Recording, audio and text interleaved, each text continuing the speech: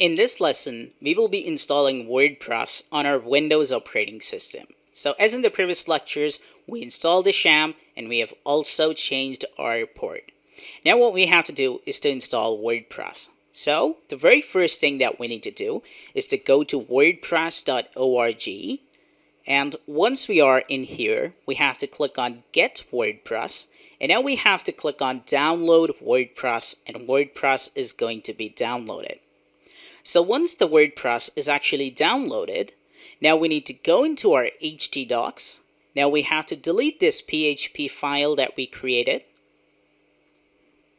And now we can go into the downloads folder and we can copy the WordPress zip file. Now we have to go into the local disk C, go to the sham, open the htdocs, and now we have to paste in this file. Now if we go ahead and we go to our local host, and if we refresh this, you can see that now we have got this WordPress zip file. But now what we have to do is to extract this. So how we're going to do that, we have to right click on it, and now we have to select extract here. If you do not have the extracting software, you can search for WinRAR and you can install that software. So let's just hit extract here, and now you can see that this zip file is going to be extracted on our htdocs folder.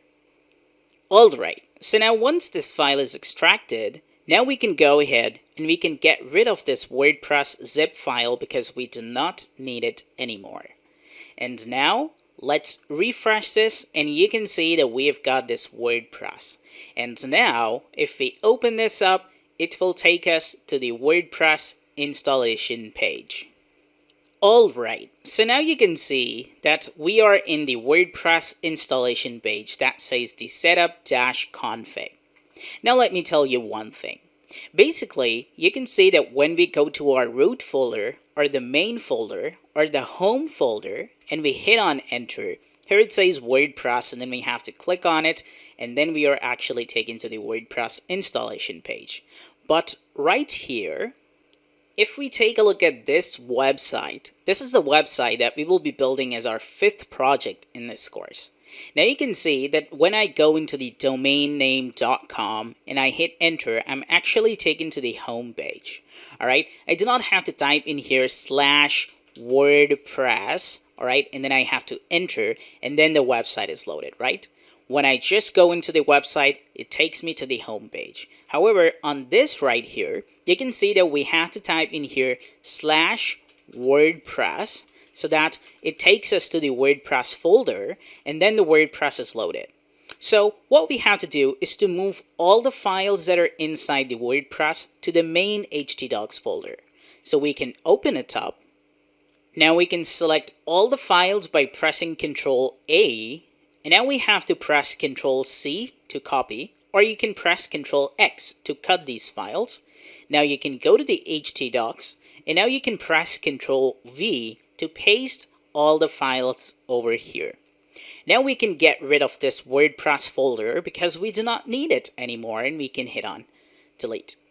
Now you can see that inside the sham, inside the local disk C, inside the sham, now we've got this htdocs, and inside the htdocs we have got all the WordPress files.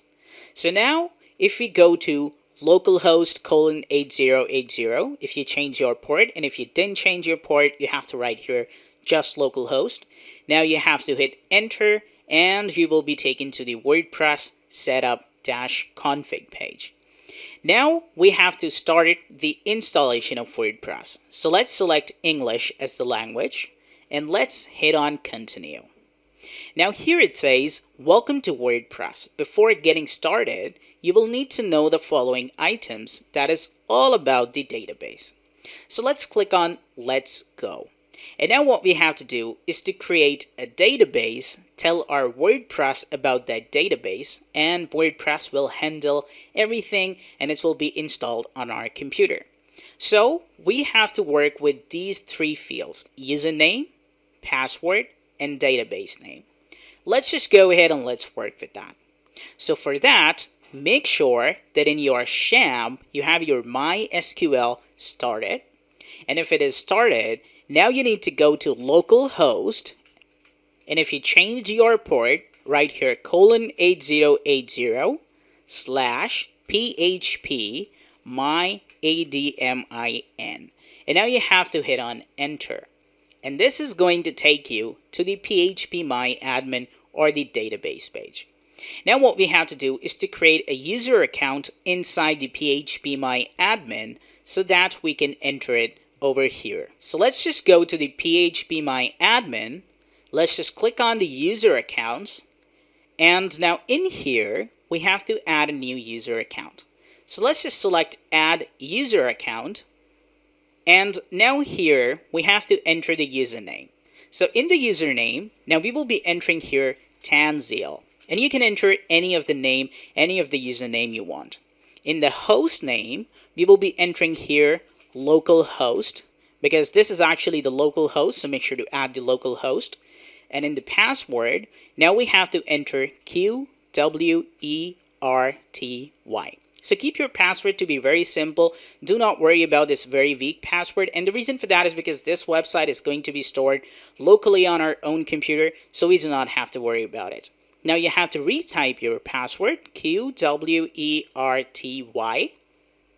And once you have entered everything in here, now you have to go down, and here it says global privileges. Click check all. And now you have to go down, and here it says go. Click on that, and your user account is created. So once your user account for the php my admin is created, now you need to add in that in here. So in the username, we will be entering Tanzil, because that is the username that we just added. And in the password, we will be entering QWERTY. This is the database host, which is set to localhost, because this is the host that we actually entered in here.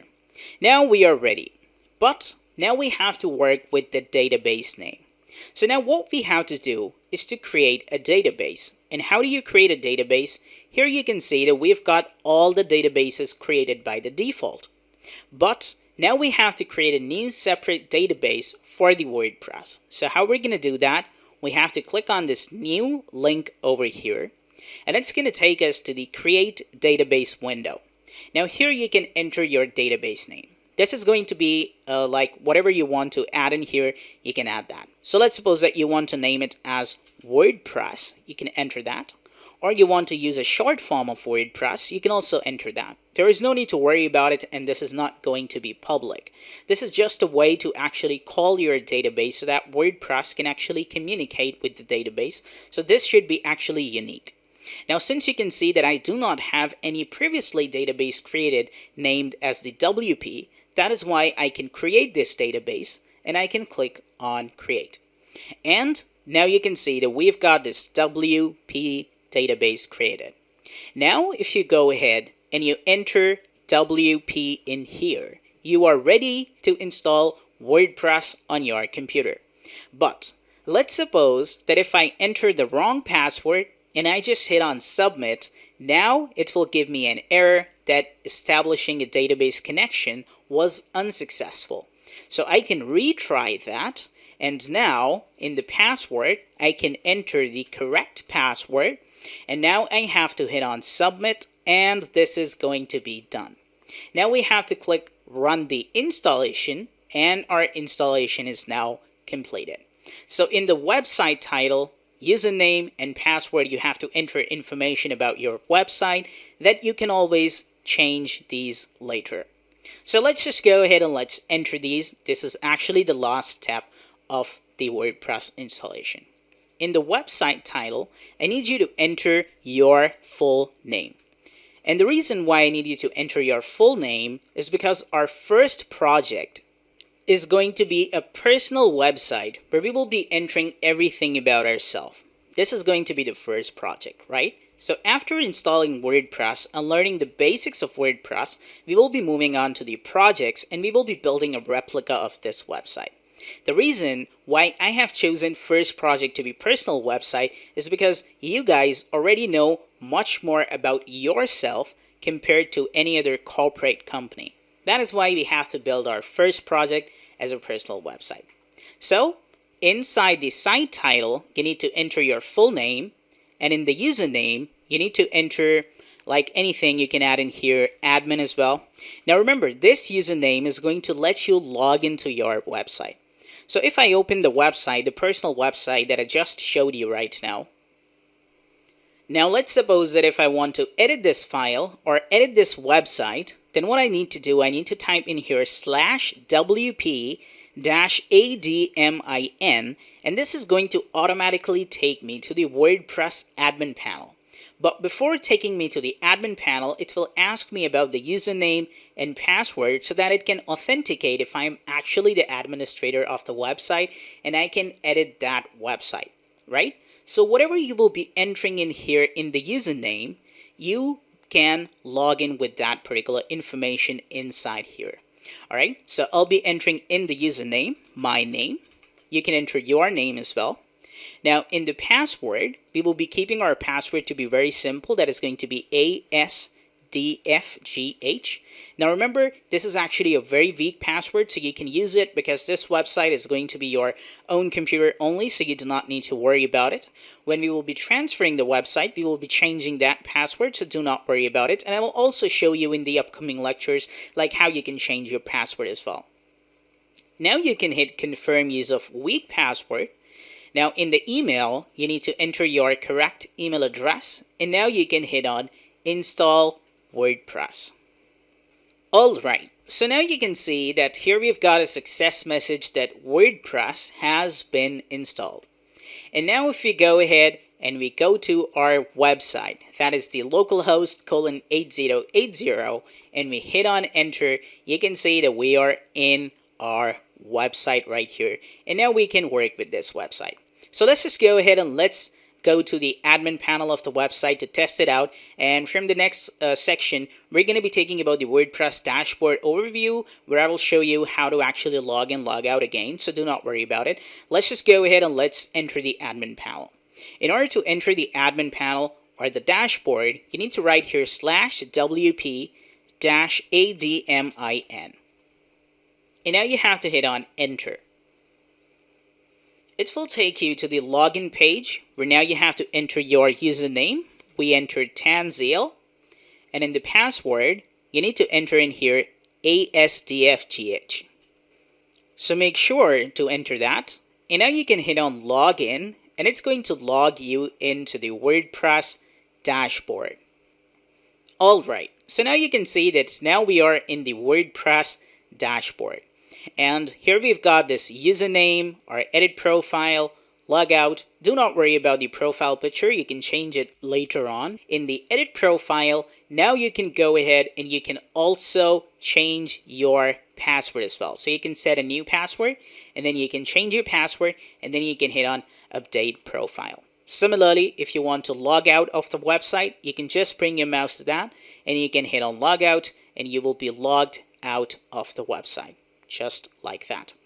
Now if you go ahead and you take a look at the website, you can see that this is how the website looks like. So now we are fully done with the WordPress installation. From the next lecture, we will learn how to install WordPress on Mac. So since you are Windows users, you can leave that section. And after that, we will be having a complete WordPress dashboard overview. I would highly recommend you to watch that. Now let me tell you one thing last time. And that is, now when you will be shutting down your computer and when you will be starting your computer once again, then what you have to do in order to access your website, you have to start your Apache and MySQL, and now you can start from your website by just entering the localhost :8080.